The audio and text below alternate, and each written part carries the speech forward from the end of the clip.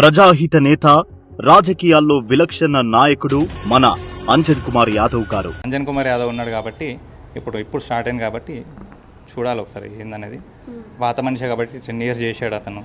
Last MP 2 times చేశాడు కాబట్టి చూస్తే ఏందనేది ఏజ్ చూస్తే మంచిగా ఉంటుంది అనిపిస్తుంది. అలా ఎలాంటి మార్పులు కోరుకుంటున్నారు? ఒకవేళ అంజన్ కుమార్ యాదవ్ గారు వస్తే, అంజన్ కుమార్ యాదవ్ గారు ఎంపీగా ఉన్నప్పుడు కూడా చాలా సర్వీస్ చేశారు అని చెప్పేసి కూడా మీ వాళ్ళే ఇందాక కొన్ని మాటలు చెప్పారు. బట్ నేనేమంటున్నాను, ఆ వ్యక్తి ఎంపీగా ఉన్నప్పుడు చేసిన పథకాలు ఏవైనా ఉన్నా కూడా ఇప్పుడు ఎమ్మెల్యేగా మీరు ఇంకా ఎలాంటి మార్పులు కావాలనుకుంటున్నారు? అదే మేడం, ఈ రోడ్ల సమస్య, ఈ డ్రైనేజ్ సమస్య, నాలాది, ఇవి మెయిన్ ఇవి. ఇది ఒక్కటి సమస్య తీరింది అనుకోండి, కృష్ణానగర్కి ఏం టెన్షన్ ఉండదు.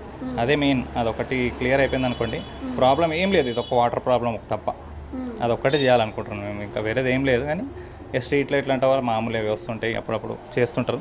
కాకపోతే మెయిన్ ఈ నాలా వరకే అది మేడం. సో ఈ కాన్స్టిట్యూన్సీలో ఆయన వస్తే బాగుంటుంది అంటారు? వస్తే జర మార్పులు ఏమైనా జరుగుతాయేమో చూడాలి మేడం మీరు అట్లా. Thank you. ఓకే.